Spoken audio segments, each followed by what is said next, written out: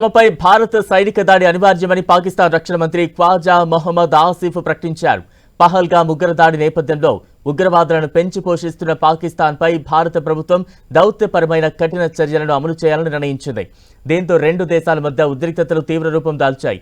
ఈ సందర్భంగా ఓ విదేశీ వార్తా సంస్థకు ఇచ్చిన ప్రత్యేక ఇంటర్వ్యూలో ఆయన ఈ వ్యాఖ్యలు చేశారు. భారత సైనిక చొరబాటు అనివార్యంగా కనిపిస్తున్న కారణంగా తమ సైనిక బలగాలను బలోపేతం చేస్తున్నామని ఆయన చెప్పారు. భారతదేశం సైనిక దాడి చేసే అవకాశం ఉందని పాకిస్తానీ సైన్యం ప్రభుత్వానికి తెలియజేసిందని ఆయన చెప్పారు. పాక్ బలగాలను అప్రమత్తం చేశామన్నారు మంత్రి ఖవాజా. దాడులు జరిగే పరిస్థితుల్లో కొన్ని వ్యూహాత్మక నిర్ణయాలు తీసుకోవాల్సి ఉంటుందన్నారు. ఇప్పటికే ఆ మేరకు చర్యలు తీసుకున్నామని మంత్రి ఖవాజా ఆసిఫ్ ఓ వార్తా సంస్థకి ఇచ్చిన ఇంటర్వ్యూలో తెలిపారు.